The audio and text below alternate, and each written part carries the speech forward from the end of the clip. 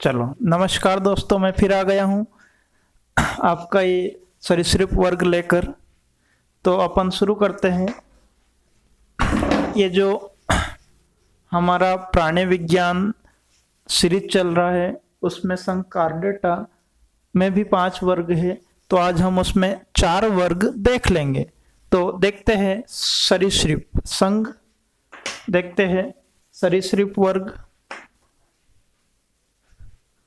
तो सरीसृप वर्ग की बात करें अपन, इसको अंग्रेजी में रेप्टाइल्स कहा जाता है। सरीसृप वर्ग को अंग्रेजी में रेप्टाइल्स कहा जाता है और इसके अध्ययन को हर्पेटोलॉजी कहते हैं। इसके अध्ययन को हर्पेटोलॉजी कहते हैं। सरीसृप का मैं आपको साधारण अर्थ बता दूं पहले। सरीसृप ऐसे जीव जो रेंग कर चलते हैं, ऐसे जीव जो पेट घिस कर चलते हैं, उन्हें सरीसृप कहा जाता है।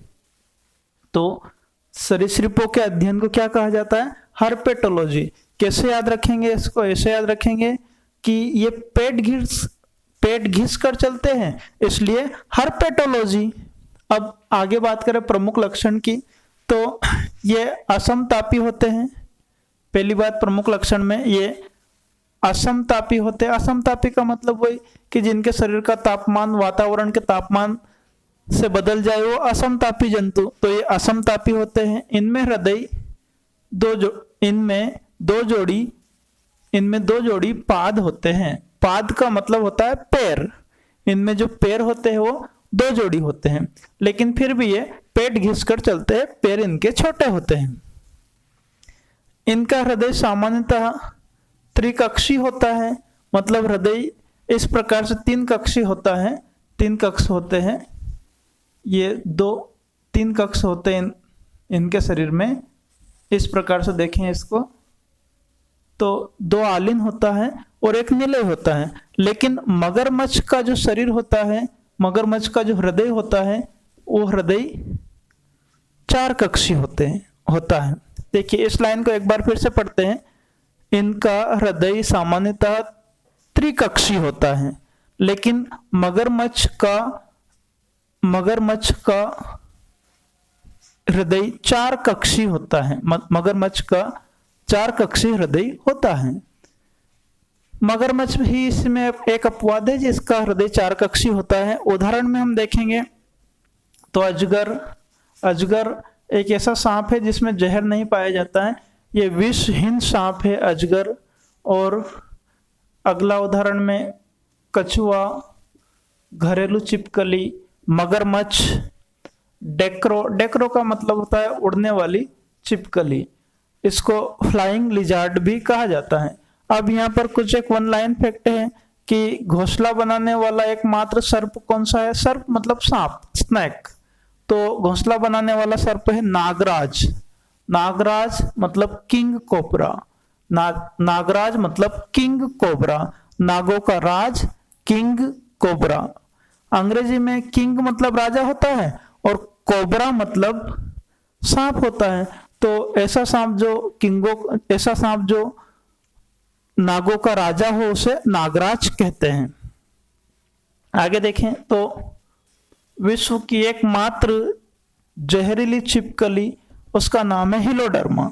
विश्व की एकमात्र जहरीली छिपकली, उसका नाम है हिलोडर्मा। और बिल बनाने वाली छिपकली एकमात्र है, उसका नाम है मेबुइया। विश्व की एकमात्र बिल बनाने वाली छिपकली, उसका नाम है मेबुइया इसका नाम है। फिर यह हुआ अपना सरीसृप वर्ग। सरीसृप वर्ग के बाद में आता है पक्षी वर्ग। पक्षी वर्ग के अध्ययन को कहते हैं, पक्षियों के अध्ययन को कहते हैं ऑर्निथोलॉजी।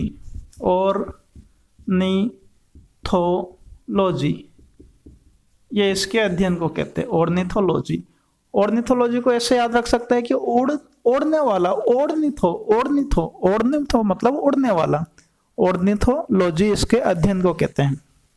फिर इसके प्रमुख लक्षण, हृदय 4 वेश में होता है, 2 आलिन होते हैं, 2 निलय होते हैं और ये समतापी जंतु होते हैं। समतापी मतलब इनका जो तापमान रहेगा वो नियत रहेगा, फिक्स रहेगा।